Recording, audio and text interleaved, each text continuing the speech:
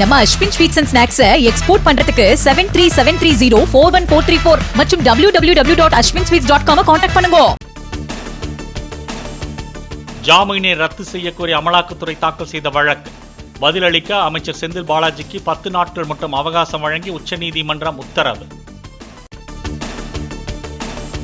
ஏற்கனவே 3 முறை விசாரணைக்கு வந்த பிறகும் நோட்டீஸை காரணம் காட்டி பதில் மனு தாக்கல் செய்யாமல் இருப்பதால் ஜாமீனை ரத்து செய்யக்கோரும் மனு மீதான விசாரணையின் போது செந்தில் பாலாஜி தரப்புக்கு நீதிபதிகள் கேள்வி. ஜாமீன் வாங்க உச்சநீதிமன்றத்தையே பொய் சொல்லி ஏமாற்றியுள்ள செந்தில் பாலாஜி அமைச்சர் பதவியில் தொடர எந்தவித தார்மீக உரிமையும் இல்லை. உடனடியாக செந்தில் பாலாஜியை அமைச்சர் பதவியிலிருந்து நீக்குமாறு முதல்வர் ஸ்டாலினுக்கு அண்ணாமலை வலியுறுத்தல். சென்னை தலைமைச் செயலகத்தில் அனைத்துக் கட்சி பிரதிநிதிகளுடன் தலைமை தேர்தல் அதிகாரி அர்ச்சனா பட்நாயக் ஆலோசனை. அடுத்த ஆண்டு தேர்தல் நடைபெறவுள்ள நிலையில் புதிய வாக்காளர்களை சேர்ப்பது தொடர்பாக விவாதம். நியாயமான தொகுதி மறுசீரமைப்பு கோரி தமிழக எம்பிக்களுடன் பிரதமரை சந்திக்க முடிவெடுக்கப்பட்டுள்ளதாக முதலமைச்சர் மு க ஸ்டாலின் தகவல். தமிழகத்தின் முன்னெடுப்பிற்கு துணை நின்று அதிமுக உள்ளிட்ட அனைத்து கட்சிகளுக்கும் நன்றி தெரிவிப்பதாகவும் பேரவையில் உரை. மக்கள் தொகை அடிப்படையிலான தொகுதி மறுசீரமைப்பு குறித்து நாடாளுமன்றத்தை ஒத்திவைத்து விவாதிக்க வேண்டும். திமுக நாடாளுமன்ற குழு தலைவர் கனிமொழி நோட்டீஸ். தமிழ்நாட்டின் அனுமதியின்றி எந்த கொம்பனாலும் மேகதாதுவில் காவிரியின் குறுக்கே அணை கட்ட முடியாது. சட்டப்பேரவையில் நீர்வளத்துறை அமைச்சர் துரைமுருகன் திட்டவட்டம். மேகதாது கட்டுறது அவ்வளோ ஈஸி இல்லை. முதல்ல கர்நாடகா ஒரு பிளானை டிபிஆர் தயார் பண்ணணும். அதுக்கப்புறம் ரிசர்வ் அத்தாரிட்டிக்கு போனோம். ரிசர்வ் அத்தாரிட்டி ட்ரிபுனலுக்கு போனோம். இப்போ அளவு பேர்கள் தாண்டி தான் முழு சம்மதத்தை பெற்று கடைசியில் தமிழ்நாட்டினுடைய முழு சம்மதத்தை பெற்றால்தான் மேகதாதை கட்ட முடியுமே தவிர எந்த கொம்பனாலும் மேகதாதை இப்ப கட்ட முடியாது. அது அந்த இடமாக நான் உங்களுக்கு சொல்லுகிறேன்.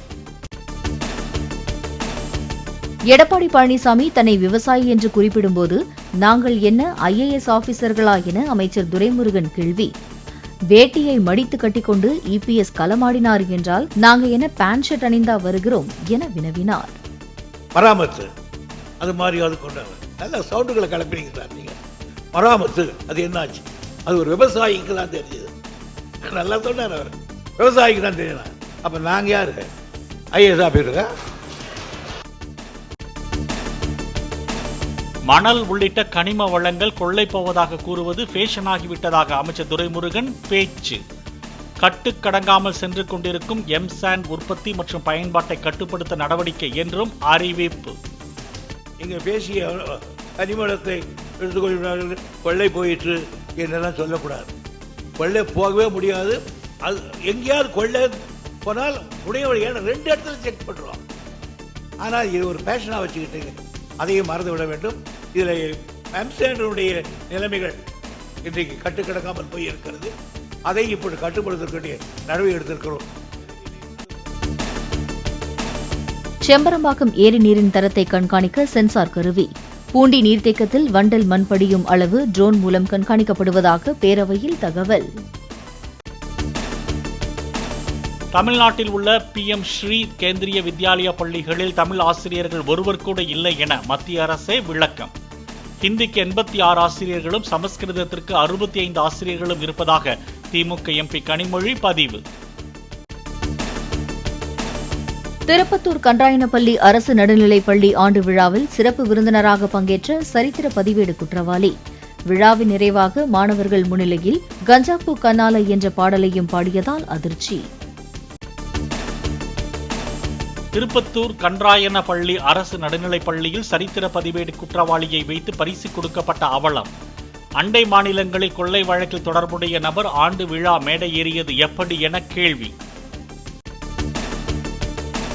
பொதுப்பணித்துறை தலைமை பொறியாளர் கைது குறித்து விவாதிக்க வலியுறுத்தி புதுச்சேரி சட்டப்பேரவையில் தர்ணா போராட்டம்.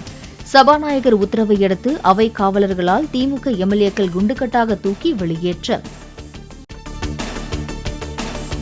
ஈரோடு அடுத்த நசியனூரில் சேலம் ரவுடி ஜான் காருக்குள் வைத்துக் கொல்லப்பட்ட வழக்கு.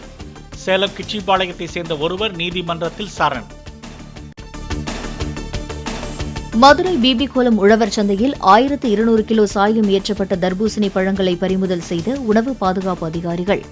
வியாபாரிகளுக்கு அபராதம் விதித்ததுடன் மாநகராட்சி லாரி மூலம் கொண்டு சென்று அழித்தனர். தமிழகத்தில் மாணவர்கள் பள்ளி வளாகத்திற்குள் சில விரும்பத்தகாத செயல்களில் ஈடுபடுவதை தடுக்க பள்ளி கல்வித்துறை நடவடிக்கை. கடைசி தேர்வின் போது டேபிள் சேர்களை உடைக்காமல் பாதுகாக்க உள்ளூர் காவல்துறையை அழைத்து மாணவர்களை வெளியேற்ற திட்டம். டெல்லி உயர்நீதிமன்ற நீதிபதி யஷ்வந்த் வர்மாவை அலகாபாத் உயர்நீதிமன்றத்திற்கு மாற்ற உச்சநீதிமன்ற கொலிஜியம் மீண்டும் பரிந்துரை. வீட்டில் கட்டுக்கட்டாக பணம் இருந்ததாக கூறப்படும் குற்றச்சாட்டுகளை அடுத்து நடவடிக்கை. டெல்லி உயர்நீதிமன்ற நீதிபதி யஷ்வந்த் வர்மாவின் இல்லத்தில் கோடிக்கணக்கான ரூபாய் சிக்கிய விவகாரம். டெல்லியில் மத்திய அமைச்சர் ஜே.பி. நட்டா, எதிர்க்கட்சித் தலைவர் மல்லிகார்ஜுன் கார்கே ஆகியோருடன் மாநிலங்களவைத் தலைவர் ஜக்தீப் தன்கர் ஆலோசனை. காசாவின் எதிர்கால அரசு நிர்வாகத்தில் ஹமாஸ் அமைப்புக்கு எந்த பங்கும் இருக்க வாய்ப்பில்லை. ஐரோப்பிய யூனியனின் வெளியுறவுத்துறை கொள்கை தலைவர் திட்டவட்டம். சென்னையில் சிஎஸ்கே போட்டிக்கான டிக்கெட்டை கள்ளச்சந்தையில் விற்ற 11 பேர் கைது. 1700 ரூபாய் டிக்கெட்டை 10,000 ரூபாய் வரை விற்பனை செய்தது கண்டுபிடிப்பு.